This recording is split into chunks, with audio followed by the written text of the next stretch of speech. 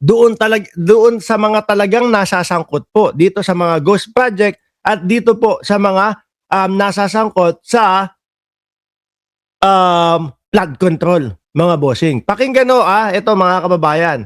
Yung si Trillanes, sasama ko na si Trillanes. Yung si Trillanes may sinasabi kay Pulong Duterte, mga bossing. Out of my way, wala naman akong manda. Ito, Antonio Trillanes, dati pa ho nagkakabanggaan ito eh. No? Pagkaupo pa lang po ng dating Pangulo, 2016. Ay nako, nagkaharap na po ito sa Senado, mga boss. Si Trillanes at si Pulong. At ang sinasabi nga ni Pulong, patunayan mo na hindi ka kasama doon sa triad sa pagpapakita ng iyong likod. Hindi pinakita ni Pulong. Tayo, nagtatawanan tayo dati, mga bossing. Pinagtatawanan natin ang dating senador na si Trillanes. Bakla yata si Trillanes kaya gustong makita yung likod ni Pulong eh. Kaya lang ho, mga kababayan, ngayon, nare-realize natin, bakit nga naman talaga hindi ipinakita nitong si Pulong Duterte yung kanyang likod upang mapahiya na si Trillanes nung mga araw at nung mga panahon na iyon. Di sana ho, mga kababayan, mga boss chief amo sir, walang bumabalik o wala tayong pinapaniwalaan na Antonio Trillanes ngayon. Kasi ang mga Duterte, ang napapansin natin, which is sinabi na din ni dating Senador Trillanes, na kung ano yung ginagawa nila, ibinibintang nila sa iba yan. Sabi, bakit diba ang boses mo, Mark? No? Are you okay ba? Hindi, ano lang yun? Mabel Kinjo. Effects lang ho yun. Game, pakinggan natin si Trillanes. Actually, nagkakandak ako ng investigation against Paulo Duterte at yung 51 billion na yan. Yes. Kaya ko nga Lang yung 51 billion na yan. No, hanggang ngayon po kung makikita mo ang Davao, mga kababayan, talaga namang hindi ho hindi ho kagaya ng baha na nakikita natin doon sa Metro Manila Yung baha ho doon sa kanilang sa Davao ho, talagang with alon pa ho. Talagang malakas ho, mga kababayan. Hindi kagaya no sa Metro Manila, kapag tumaas yung tubig, bababa agad-agad din.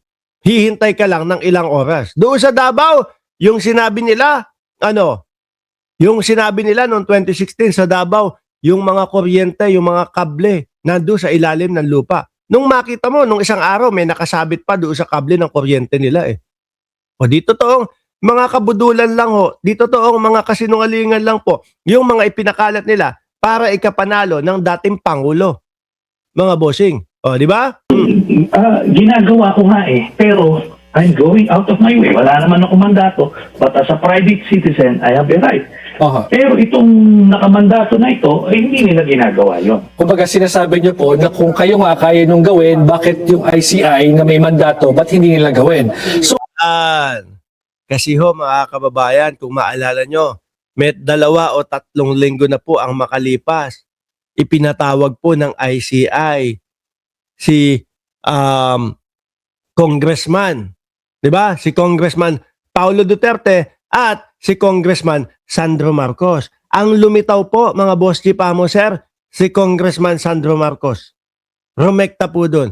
Pero si Pulong Duterte hindi ho lumabas, mga kababayan. At sinabi, nako, ayokong maging parte ng palabas na yan. Pero mga bossing, take note. Yung pag-imbita ng ICI kay Pulong Duterte, mga bossing, ay bilang resource person lang po. Pero kinabahan, natakot.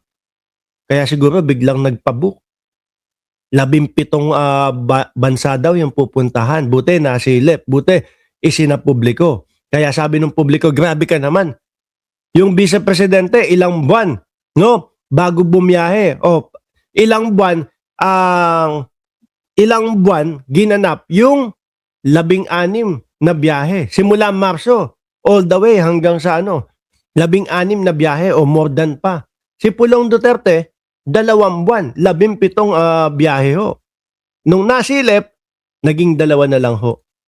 should we expect you, Senator Sonny, to file charges against Paulo Duterte in the coming days kung matatapos nyo po itong sinasagawa ninyong personal na effort para mag-investigate? Ayan. Yes, sa January natin ipafile ito. Ako po. Bagong taon ay magbagong buhay. Kaila Pulong naman, mga kababayan, mukhang hindi maganda ang papasok na 2026. Bakit to? Ayan, si Si Bongo, January, sinasabi nila na palabas yung warrant of arrest galing sa ICC. Kay Vice Presidente naman, Pebrero naman po ang muling paghahain ng impeachment complaint sa Vice Presidente na ang laging sinasabi ng ating Vice Presidente, mga kababayan, ay pinupolitika lang daw po.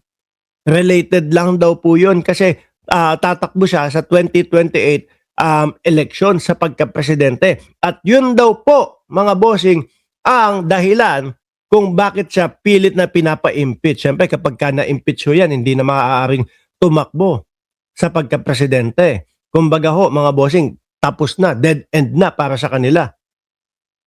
Pero meron po mga katanungan dyan. Nandiyan po yung confidential funds, nandiyan po yung bribery, nandiyan po yung sinasabing, ultimo ho tayo mga kababayan, pwede at maaari tayong maging testigo kasi napanood natin, nakita natin mismo yung pagbabanta sa buhay ng presidente, asawa ng Pangulo at sa pinsan ng Pangulo ng ating Vice Presidente. Di ba? Yun tingin ko yung mga dahilan kung bakit kahit may 16 na lawyer ang Vice Presidente, hindi nila makuhang ipagtanggol. Kaya po ang ginawa nila doon sa huling o nakaraang impeachment na inihain po ay wala, teknikalidad. Dumali. Hindi mismong sinagot. Kaya wala pong ipagmamalaki sa atin yung mga DDS No? Hindi nila tayo pwedeng pagmalakin. Wala naman pala yung impeachment ng Vice President. Wala naman pala yung inihaing impeachment sa Vice Presidente Kasi ayan naligwak. Hindi ho. Dahilan ng pagkakaligwak noon ay dahil doon sa mga senador. Dahil po doon sa dahilan nila na teknikalidad na bawal magpasok ng impeachment sa loob ng 1 taon na ilang beses. Pero yung katanungan po na sinasabi, confidential funds, bribery, at yung pagbabanta sa buhay ng Pangulo, hindi ho nasagot yun. So, pinapaspasan na namin to. Marami kasi ito At ito, ang very clear dito, kinumpirma mismo ni Paulo Duterte na meron siyang at least 49 billion. Sinabi niya, 49 billion daw ito, completed daw ito lahat. Grabe, 49 billion ho, mga bossing. Isang distrito. Ngayon, titignan natin. Alam nyo, itong DPWH, yung mga inspektor ng ICI, ang dami, pati PNP, AFP, wala man lang sumilip dun sa distrito ni Pulong Duterte. Paano naman ho? Nung panahon nila, syempre, sino ba presidente nung panahon nila? Di ba? Yung Tatay Digong. Kaya nga ho sabi natin, hindi sanay itong mga ito nang nasisilip o natatanong. Kaya yung sa vice-presidente, babalikan lang ho natin, mga bossing, nung hiningaan sila ng mga resibo, bigyan nyo kami ng mga resibo, no? Na pagpapatunay kung saan nyo ginastos, nilustay, etong pera ng confidential funds. Nabigla sila doon. Kaya po ano nangyari mga kababayan? Pinagpapasahan po nila ng 900 na resibo na halos kalahati ho mga kababayan ay hindi po tumutugma o walang bakas mga bossing walang bakas ni birth certificate, marriage certificate o death certificate. Wala ho mga kababayan. Nabigla sila Akala nila hindi mangyayari. Akala nila kakampi natin si Bongbong Marcos. Ka-uniteam natin si Pangulong Bongbong Marcos kaya walang inspection at walang investigasyon na mangyayari dyan. Kaso ho, mga kababayan, iba ang nangyari. Hindi nila akalain na straight ang Pangulo. Yun yung mahiwaga dito. What do you think is the reason behind that, Senator Trillanes? Is either takot or kakampi nila. Okay, nabanggit ko po unang-una na of course si Yusek Cabral ang nag-expose itong 51 billion pesos. Now that she's dead, sa tingin niyo po ba ay hihina yung posibleng ebidensya na magtuturo dito kay Representative Duterte sa mga anomalyang binabanggit po ninyo? Hindi po kasi kinonfirm lang naman ni ni Jose Cabral, yung nasa records na. Kasi nasa records naman Binasa na ibig sabihin, nandoon pa din yan. na ito ang ni-request niya ni Pulong Duterte, total yan for the 3 years, 51 billion. At si Pulong na mismo ang nag-confirm 49 billion daw. Sige, pagbigyan na natin yung 2 billion na yon. Pero siya mismo nag-confirm. Pero 2 billion is 2 billion pa din ho, mga kababayan, ha? Kailangan mong malagpasan po yung 999 million, no? 999 thousand 999 pesos and 99 cents bago ka ho panik sa 1 billion. 2 billion is 2 billion, mga bossing. 999 million. Magkano ho yung isang luxury na sasakyan?